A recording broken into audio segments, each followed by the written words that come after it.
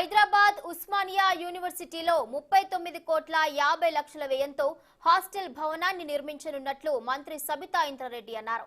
ఇక సుమారు 12 నెలల నిర్మాణం పూర్తి చేస్తామన్న మంత్రి మొత్తం 165 గదులతో 3 అంతస్తుల భవనాన్ని నిర్మిస్తున్నట్లు తెలిపారు.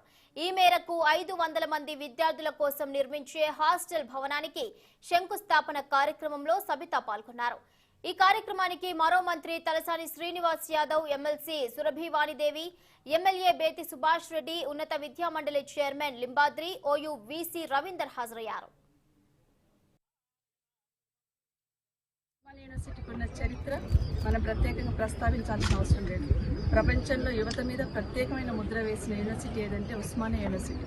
అలాంటి యూనివర్సిటీలో ఈరోజు మేము రావడం, ఈరోజు ఫౌండేషన్ వేయడం, ఒక మంచి హాస్టల్కి గౌరవ ముఖ్యమంత్రి గారి ఆదేశంతో యూనివర్సిటీలో మౌలిక సదుపాయాల కల్పనకు పెద్దపీట వేయాలనే ఉద్దేశంతో కేసీఆర్ గారి ఆధ్వర్యంలో వారి ఆదేశంతో ఈరోజు ఒక మంచి కార్యక్రమానికి శ్రీకారం చుట్టడం.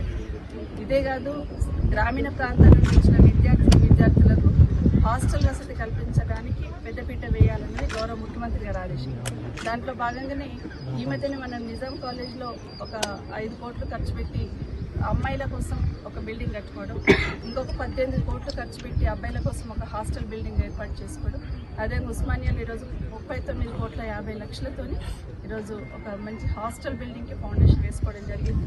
చాలా తొందరలో 12 మంత్స్ టార్గెట్ పెట్టుకున్న వీళ్ళంత తొందరలో దాన్ని పూర్తి చేయాలని గౌరవ చైర్మన్ గారికి శ్రీధర్ గారిని కోరడం జరుగుతుంది. వీళ్ళంత తొందరలో దాన్ని పూర్తి చేసి స్టూడెంట్స్కి అందించడం జరుగుతుంది.